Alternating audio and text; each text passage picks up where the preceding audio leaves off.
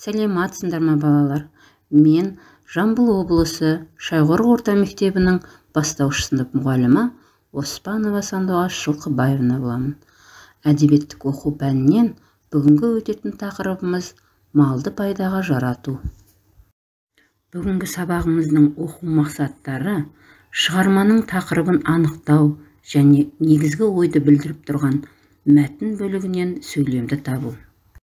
Балалар, мен және аспан әдісі арқылы көңіл күйімізді кішкене көтеріп алайық. Ал енді балалар, назарымызды аспанның әдемілігіне аударайықшы. Аспандағы бұлттарды түрлі заттарға ұқсатып айтайық. Жарайсыңдар балалар, өте тамаша. Күндей жадырап, айдай арайлап, жұлдыздай жарқырап, судай таза, мөлдір көңілмен сабағымызды бастайық. Енді балалар, балмұздақ таяқшасы арқылы үй тапсырмасын пысықтайық. Балалар, Абай қай өлеңінде бізді жақсылыққа үйретеді? Өте жақсы, тамаша балалар. Сонымен бүгінгі біздің тақырыбымыз қандай екен? Жақсыдан үйрен, өте жақсы. Бірінші тапсырма. Балалар, сендерге тірек сөздер берілді. Қостанай өңірі, қазақ хрестоматиясы, ұстаз, ағартушы. Осы тірек сөздер кімге қатысты айтылған екен? Соны тауып көріңдерші. Жарайсыңдар балалар, өте керемет. Ыбырай Алтынсарин атамызға арналған екен. Енді осы қатарды тағы қандай сөздермен толықтыруға болады? Жарайсыңдар балалар. Балалар, сонымен қатар Ыбырай Алтынсарин атамыз тұңғыш оқу құралының шығарушы екен. Фольклоршы, ғалым, этнограф, қоғам қайраткері, ақын, жазушы, ұлы педагог, ағартушы және сонымен қатар аудармашы болған екен.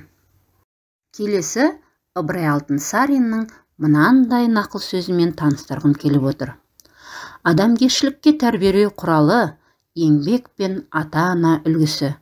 Демек балалар, адамгершілігі мол, адал азамат болып шығу үшін тек адал еңбек етіп, ата-ананың тәрбиесіне құлақ асу керек екен. Ал балалар, келесі Ыбырай Алтынсариннің малды пайдаға жарату атты мәтініне байланысты бейнероликті бәріміз бірге тамашалайық. Ертеде бір шаһарда екі кісі көрші болыпты. Олардың біріншісі бай саудагер Дәулет, екіншісі құдық қазып ақша табатын кедей кісі Сабыр екен. Саудагер өзінің көршісінің ылғи да ауыр бейнетпен су шығарып жатқанын көріп, ішінен: мынадай ауыр бейнет жасап жарлы болғанша, мен секілді сауда жасап неге бай болмайды? деп ойлап қояды екен.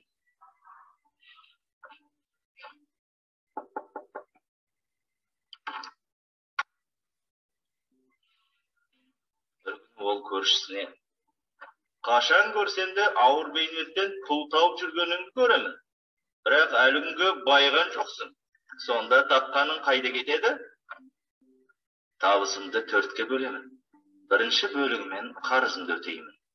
Екінші бөлігін қарызға беремін. Үшінші бөлігін алдыңғы күнге азыққа қалдырамын. Төртінші бөлігін ғана әйелім екеуміз азық етеміз. деп жауап беріпті кедей көршісі. Онда түсінікті, деп Дәулет өз жөніне кетеді.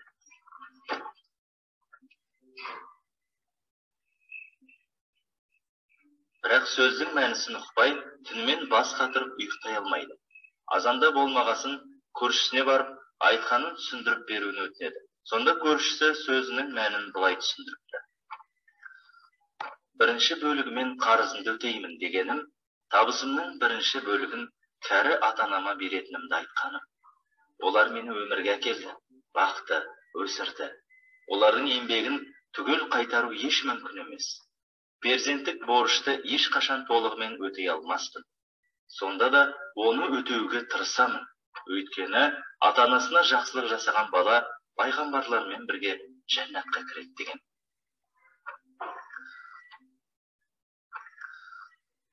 Екінші бөлігін қарызға беремін дегенім, оны балаларыма жұмсағаным.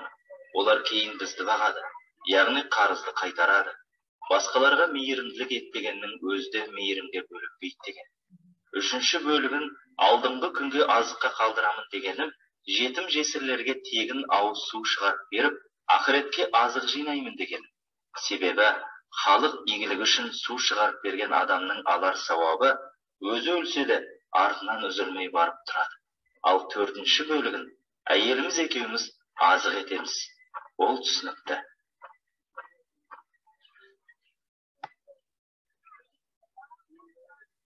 Жарайсыңдар балалар. Бейнероликті тамашалап болсақ, барлығы түсінікті деп ойлаймын. Келесі оқулықпен жұмыс жасайық. Келесі тапсырма. Тапқан малымыз бізге пайдаға жаратады екенбіз, иә? Олай болса біз қандай пайдаға жаратамыз? Осы кестені толтырайық. Өзіңді тексер. Жарайсыңдар балалар. Адал еңбекпен тапқан малды пайдаға жаратыпты. Бір бөлігін борышына берген екен, екінші бөлігін өсіміне берген екен. Борыш деп отқанымыз ата-ана алдындағы борыш. Ал өсім деп отқанымыз ол балалары екен. Балалар, енді бір сәт бой сергітіп, көңілді күн әнімен сергіту сәтін жасап алайық. Келесі тапсырма сызбамен жұмыс. Осы сызбадағы сөз жұмбақтарды шешіп көрейік. Ондағы тірек сөздерді табайық. Өзіңді тексер. Өте тамаша балалар. Демек сызбадағы сөздер ол өсім, қанағат және борыш деген сөздер екен. Келесі тапсырма сөздер арасындағы байланыс сызықтарын жүргіз. Балалар, сендерге екі бағанда сөздер берілген. Сол екі бағандағы сөздердің байланысын тауып сызбамен көрсетеміз. Тамаша балалар. Енді өз жауаптарыңды тексеріп, дұрыс не бұрыс екенін көріңдер. Үйге тапсырма. Ыбырай Алтынсариннің малды пайдаға жарату мәтінін оқып, түсінігін айту. Өте тамаша балалар, жарайсыңдар. Осымен сабағымыз аяқталды. Назарларыңызға рахмет.